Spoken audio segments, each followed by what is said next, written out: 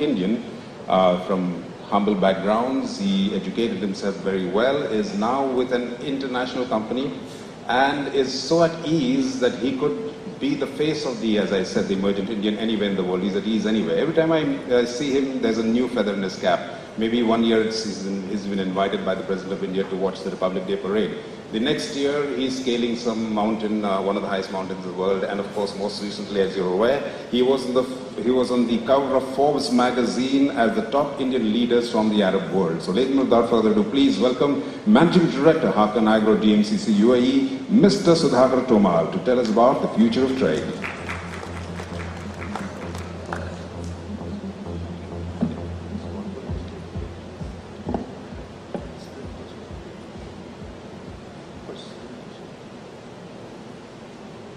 Bad or good, but then the theme is always very interesting. So today, this morning, I've been hearing a lot about sugar. Maybe the theme is sugar, but things may not be so sweet, but the theme nonetheless is very interesting. और उससे मुझे कैलाश जी बोलते हैं जब भी आप कुछ शुरू करिए कुछ ना कुछ बोलिए ज़रूर उसके अंदर, तो मुझे दो चार लाइनें याद आ गई शुगर से, और मतलब कैसे हमारा आगे होना चाहिए भविष्य। इससे पहले हम लोग बिजनेस के बारे में बात करें कि मिट्टी में मिला दे मुझे फिर भी जुदा हो नहीं सकता, मैं इससे ज्यादा तेरा हो नहीं सकता, दरवाजे पे रखी हैं किसी शख्स ने आंखें, अब इससे ज्यादा रोशन तो दिया हो नहीं सकता, बस एक बार तू मेरी आवाज में आवाज मिला दे, फिर देख इस शहर में क्या हो नहीं सकता। So with these lines I will like to start the future of trade. In fact, through its Free Zone Commodities Trading Authority, they embarked on a very ambitious project. The project was to find the 50 mega trends in the future of trade. So basically what they did, they engaged from all over the world, Oxford Business Group, Google and many other institutions, and they conducted over a period of 2 years, 2 days, interviews with top 100 and 200 business people in 35 cities, including London, Shanghai, Mumbai, Dubai, and Africa. And they came out with about 65 mega trends. Of course, all of them are not relevant to our trade, which is... So basically we said, okay, let's take some of the key themes from these trends, which are the future of trade, and how they will impact our future of food. So with this theme, we'll try to wrap up the collective distillation of these hundreds of experts from many countries and take some key themes and see what they thought and what is going. So can we have that 2-minute movie which we have put on the computer? It's a 2-minute short video, basically shows the trade channels.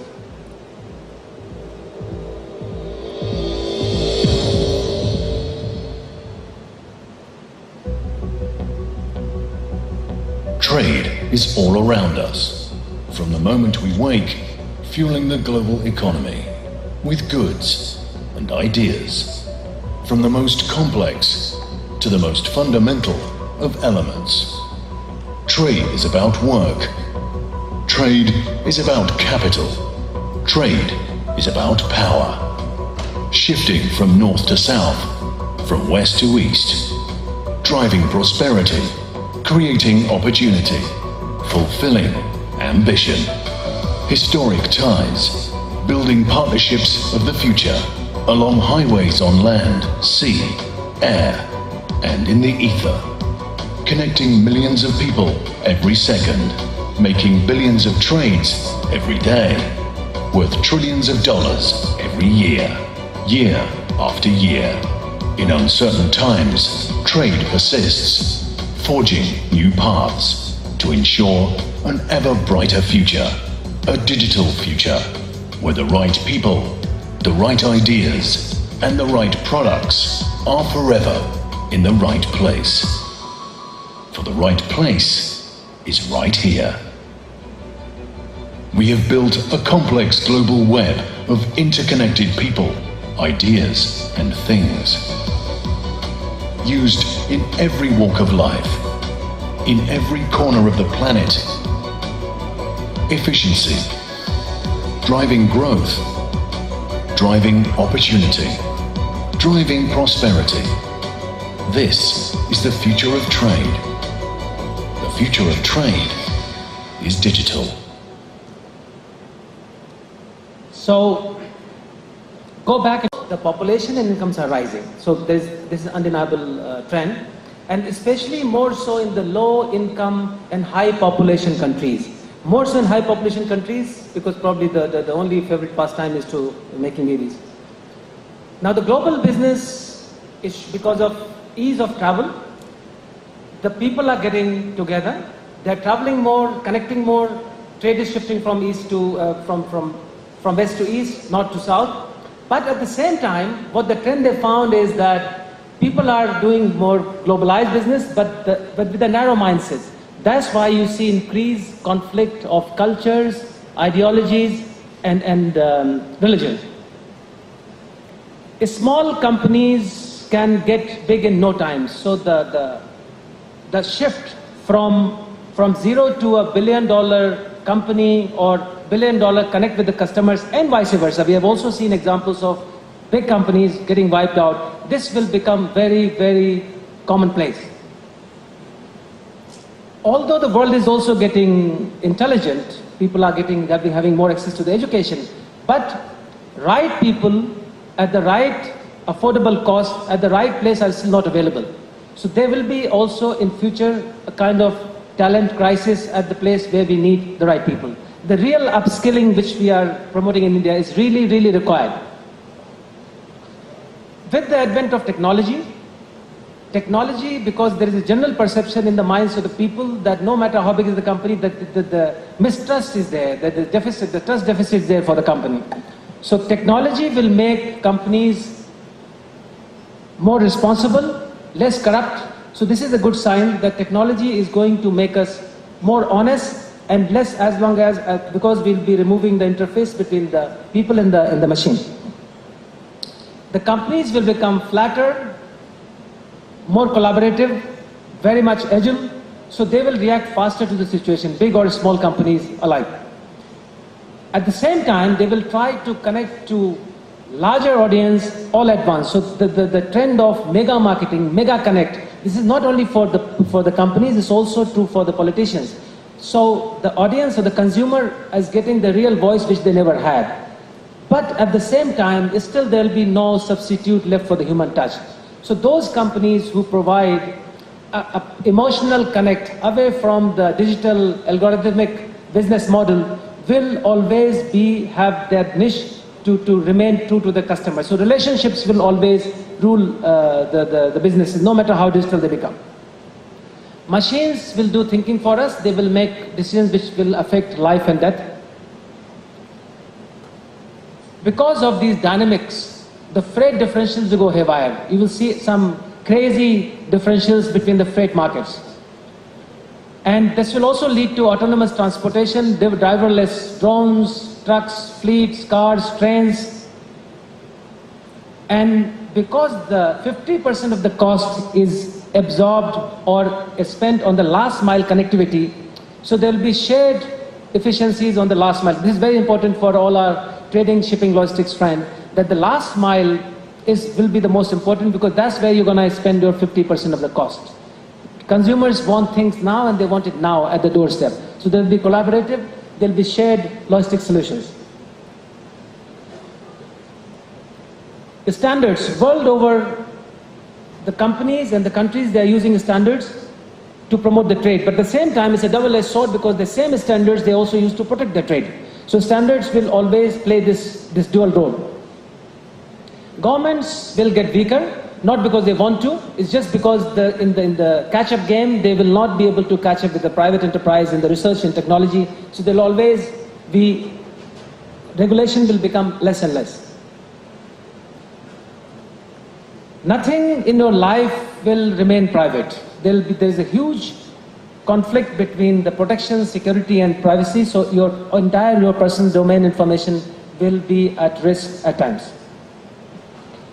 Ideas or the idea economy will create more wealth than the brick and mortar business.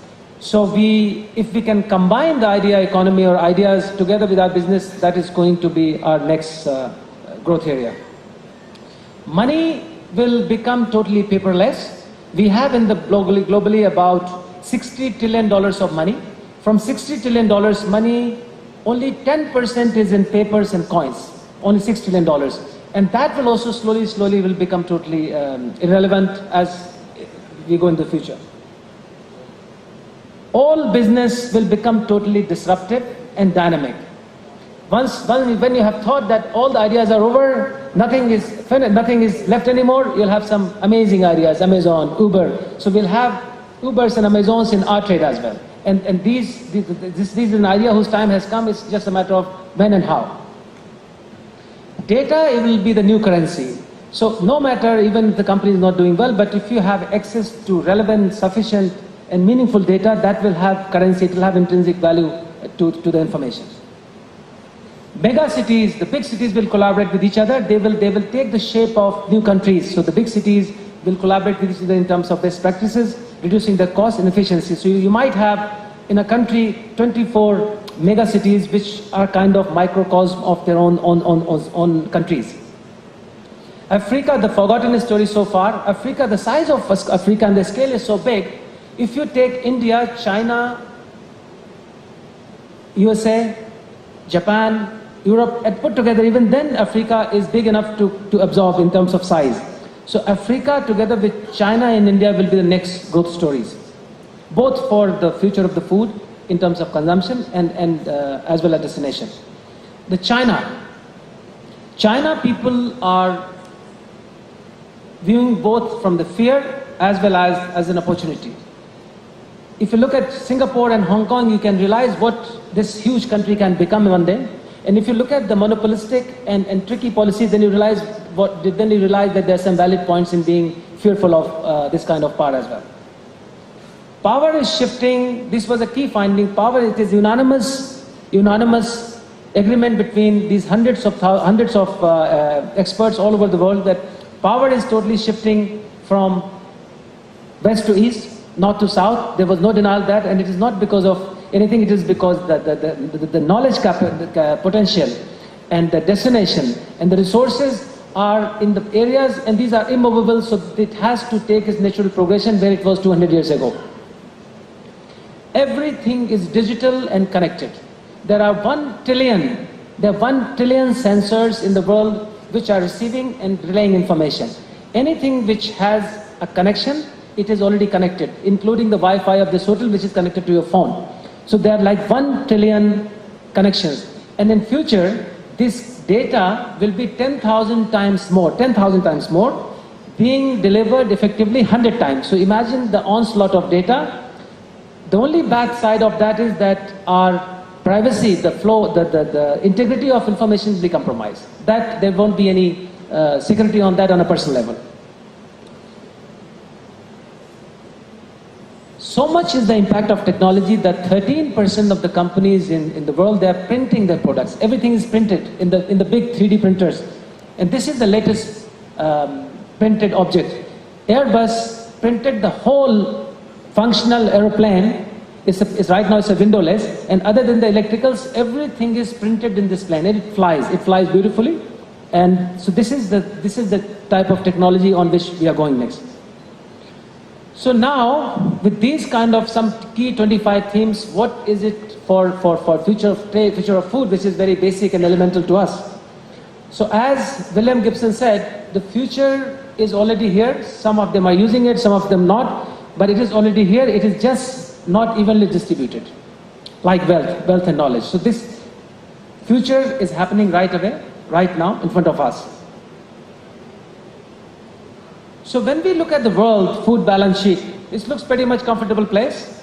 We have 22,700 calories. There is a healthy trade balance in the world economy of $43 billion. There is food exports, more than exports, $800 billion. So on a whole, it looks, when you look at numerically, it looks very, very, very pretty place. But because the population is growing, especially in the low-income countries, the global food production, despite recent catching up with the demand for the cereal and grain complex, the total production is flat. There is no revolutionary technology which has come in front of us. Demand is definitely increasing. Burning food for oil is not sustainable. We have seen in the past decade. Global income is rising. That is putting more money in the hands of people so that they can buy more inefficient food. It's common that when people get richer, they rely more on protein, fats, and with the subsidies declining, the cost of raw materials, cost of inputs is growing up. So things will become more expensive, and at the same time, financial interests are also in the trade, which kind of gives it a little bit balance, which is not really required. Urbanization is increasing. In today's world, we have 50% of 7 billion people living in the cities globally. In 2050, we will have 70% people living in these mega cities, which I was mentioning before, that they will collaborate with each other. So these mega cities, 70% rely on 3 people in the villages to feed them, which is a big challenge. And the climate is not helping. The red areas are the losers and the green are winners. So if you look at overall, in next 15 to 20 years, the prices will rise, there is no denial of that, from 80 to 100%, and the yields will go down for different crops from 8 to 12%, 8 to 24%. So this is a simple, undeniable fact. We can shy away from it, but we can't deny. With this backdrop, despite having this comfortable world balance sheet, we still have 1 billion hungry people. We have 1 billion who do not have access to clean drinking water, and every day 35,000 people still die despite the prices of complex being so easy till now. Of course, now it started taking a turn. And so we have a complex problem. We have 1 billion hungry, 1 billion thirsty, and we have 40% of rich world which is overfed. So it's overnutrition. And another key finding was, because of these conflicts, religious conflict, ideological conflicts, country conflicts, 10% of the world will be on the move. That is another 1 billion people. So imagine, in next 50 years, you have 1 billion hungry, 1 billion thirsty, and 1 billion constantly on the move. So out of 10 billion people, 3 billion will be always in a distress situation in terms of food, water, electricity, all the key things. Food wastage is a massive discovery that 30 to 45% food is gone wasted. Whatever we produce, despite these resources, everything is wasted, right from the farmer, in the supply chain, in the logistics, in the warehouses, in the fridge, on the table. That goes away. Next 50 years, we will fight wars as severe as if we are fighting food for oil and gas. Food and water will create next world wars. Arable land use deficiency is decreasing per capita, depending in terms of population. The real effective available land is not there that much in the world. Energy, when the oil prices go down, there is less focus on the energy. The moment it goes up, we start burning corn, ethanol, everything for the food. Water usage will be very key. We have a big gap even in next 15 years. In next 15 years, we will need 50% more water. That will have to come from existing resources. So to put in a nutshell, the food demand, taking these 25 key themes, is that in next 40 years, not far away, in our lifetimes, in next 40 years, we have to produce food which we did in last 10,000 years. So this is the challenge or the opportunity, whichever we can look at. So what is the solution? Solution is, going again back from the theme, is again the technology. The future of our agriculture, future of food, is going to be digital, be it in agriculture, be it in irrigation, or in genetically modified crops, or in solar energy, or in nutraceuticals, or advanced biosolutions. But the future of agriculture and food is trade. And my take as a simple farmer, a very simpleton's view, is that we have to improve the crop yields in our country, in Africa. There is no denying that, using this technology. We have to reduce wastage at the farm level by giving schemes to the farmers, building silos, whatever we can do at the farm level in the supply chain. We have to reinvent our food. There is too much reliance on the fat and animal protein, which is inefficient. So we have to reinvent our food. We have to change our lifestyle, use pulses, beans, legumes, soybeans. We have to rely on vegetable protein. Cornell University did a study. They said if animal complex can reduce 10% reliance from animal meat to vegetable protein, not at the individual level. They're not promoting people to become vegetarian. They're just saying at the industrial level, if they integrate 10% vegetable protein, and it's already started happening, it will go into releasing at least 500 million tons of things which otherwise go into feeding the animal complex.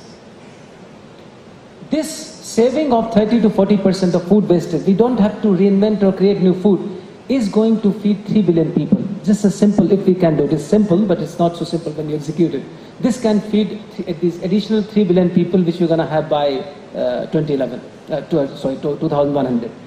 We have also to embrace the technology. Let's not shy away. Change our phones, buy the best smartphone, download all the apps. We cannot fight the technology. We have to be shoulder and shoulder together with the technology.